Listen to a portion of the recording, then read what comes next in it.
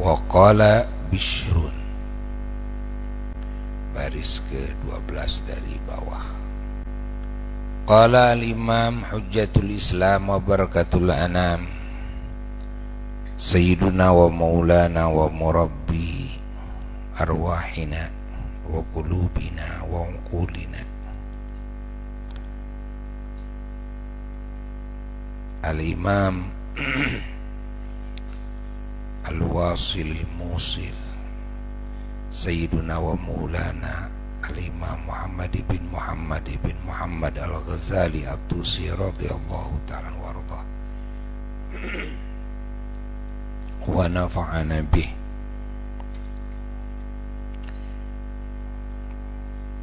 Fid daraini amin ya rabbal alamin. Masih dalam bahasan tanda-tanda ulama-ulama akhirat.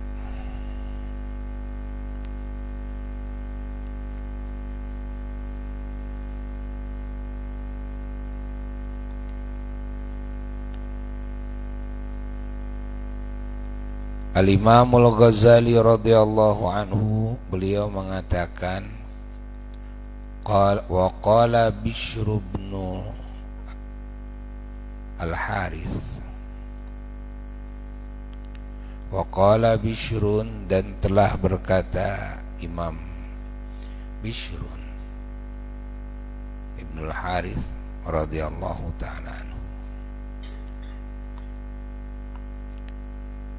yang katanya, man talaba barang siapa orang yang mencari ar-riyasata, kepangkatan, jabatan, itu jabatan duniawiyah, bil ilmi, dengan ilmu, yaitu dengan ilmu akhirat, dengan ilmu agama, dengan ilmu Islam, dengan ilmu Quran, dengan ilmu sunnah.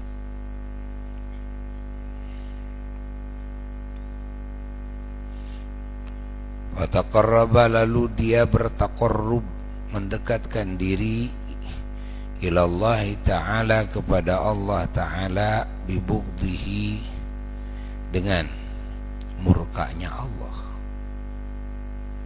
dikarenakan ya mencari jabatan dunia dengan ilmu akhirat. Ini yang pasti menjadikan Allah murka kepadanya. Jadi dia taqarrub kepada Allah dengan murka Allah. Fa innahu, maka sesungguhnya orang tersebut, mamqutun, dia dimurkai,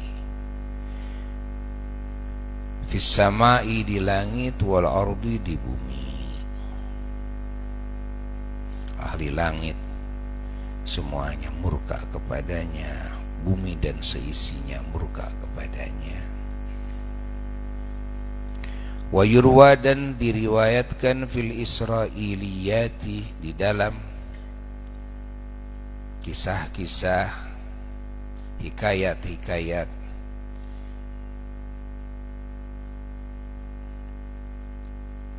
Israiliyat, yaitu hikayat-hikayat dulu di Bani Israel.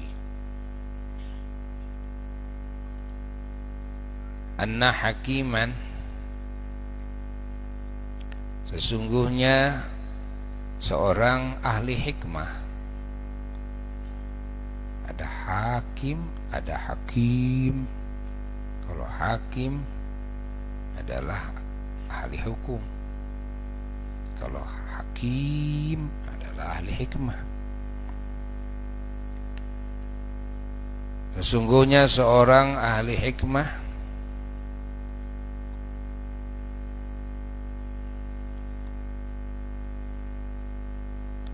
sannafa,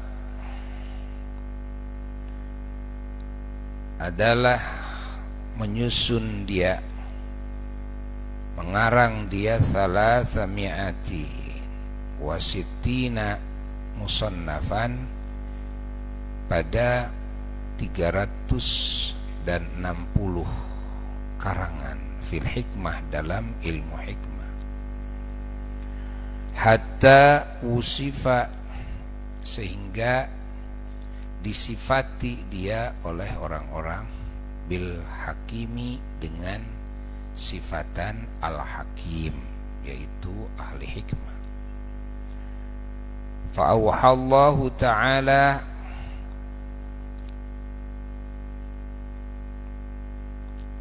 lalu Allah Ta'ala memberikan wahyu, menurunkan wahyu ila nabiyihim, kepada nabinya mereka Bani Israel, yang redaksi wahyunya begini dari Allah kepada seorang nabi Bani Israel. Firman Allah, qul, katakan oleh kamu, li fulanin, kepada si anu, yaitu si anu itu adalah ahli hikmah tersebut yang sudah mampu menyusun 360 karangan dalam ilmu hikmah. Masya Allah ya.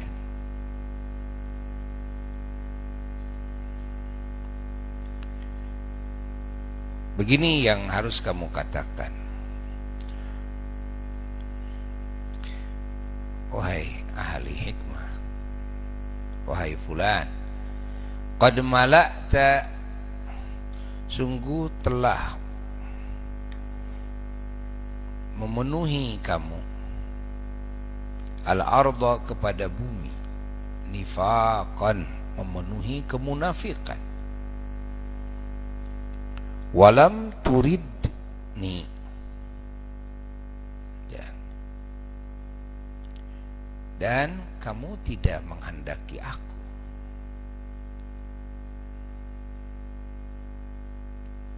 Ya, jadi tidak punya tujuan kepada Allah.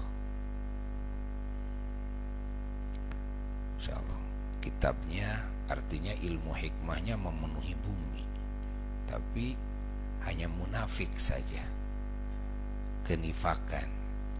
Kau tidak mengharapkan aku, tidak menginginkan aku, ya, kata Allah kepada itu ahli hikmah. Min dzalika, dari itu karanganmu yang 360 itu, syai'in, jangan kepada satu perkara pun kamu tidak menginginkan. Wa inni, dan sesungguhnya aku, la aqbalu, adalah tidak menerima kami, min nifaqika, dari kemunafikanmu, syai'an, kepada sesuatu pun gak akan kami terima. Fanadima, setelah Nabi tersebut menyampaikan wahyu dari Allah kepadanya, fanadima, maka menyesal, ar-rajulu, lelaki tersebut, yaitu ahli hikmah tersebut, wataraka, dan meninggalkan dia, dzalika, kepada karangan tersebut, sudah enggak sibuk mengarang lagi. Sekarang beliau tinggalkan kitab yang sudah beliau karang, dah enggak ngarang-ngarang lagi, enggak menyusun karangan lagi.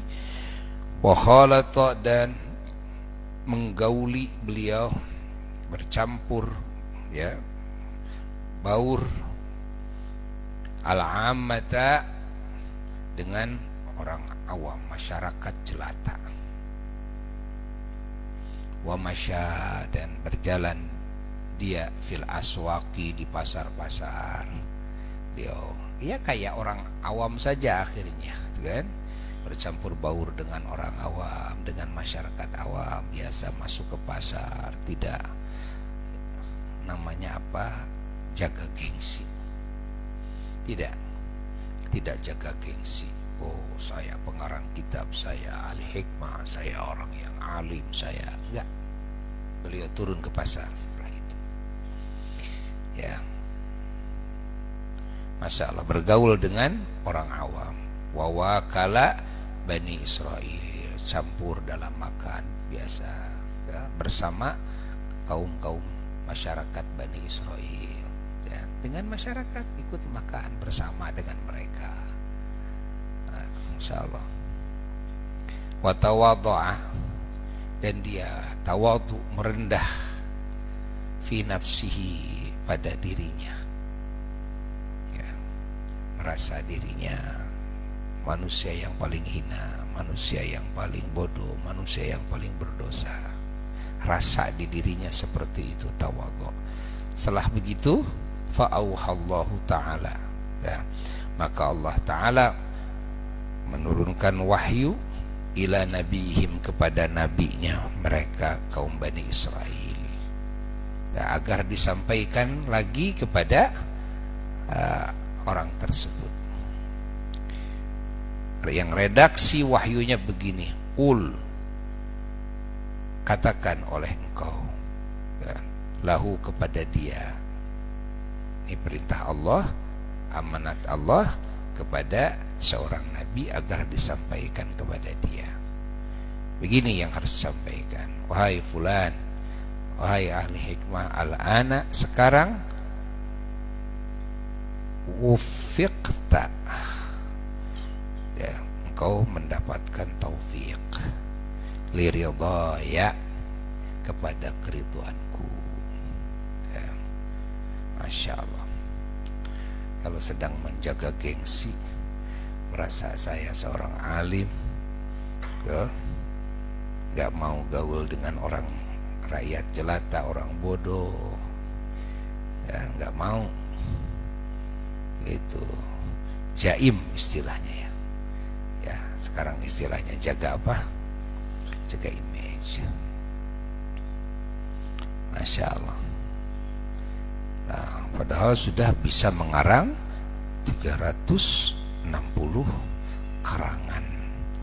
Masya Allah, ilmu hikmahnya sudah memenuhi masyarakat di muka bumi, ya, tapi malah Allah sebut bahwa yang memenuhi bumi itu bukan hikmah, tapi kemunafikan.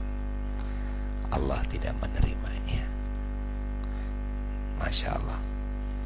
Tapi ketika melepas itu semua, lalu turun ke masyarakat, sampai masuk ke pasar-pasar, bergaul dengan masyarakat, makan bersama masyarakat rakyat jelata, orang awam, Masya Allah, maka Allah Ta'ala ridho dengan cara seperti itu, sehingga Allah mengutus lagi seorang nabinya agar menyampaikan amanat yang kedua kali, yaitu bahwa kamu sekarang sudah mendapatkan taufik dari aku kepada keridhoanku.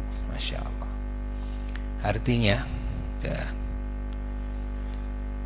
Allah Ta'ala sangat tidak ridho, sangat murka kepada hambanya yang merasa dirinya lebih baik dari yang lain, dirinya lebih alim dari yang lain, lalu jaga image, ya, gak mau bercampur gaul dengan masyarakat yang awam, dengan orang-orang yang bodoh, ya, masyarakat yang lemah, ya, karena merasa saya tidak pantas, ya, bersama orang-orang yang bodoh, orang-orang yang awam, orang-orang yang, ya, inginnya bersamanya dengan para pejabat, inginnya bersamanya dengan konglomerat, ya, jadi gaulnya dengan orang-orang yang seperti itu, nggak mau gaul dengan orang-orang awam, ya, dengan para petani yang Masya Allah, dengan orang-orang miskin, ya, tidak mau masuk ke pasar-pasar, nggak mau, ya, masuknya kemana? Ke mall yang termahal. Kalau masuk pasar nggak mau saya, bukan level saya itu. Jadi bukan level saya. Nanti kalau umroh, kalau haji, dan pinginnya di Tower Zam-Zam, ya. Jadi kalau hotelnya agak jauh dikit atau makanannya hotelnya kurang enak, itu kan, ini bukan level saya. Ya. Ingat, ya. Itu sifat kesombongan dalam hati. Sifat kesombongan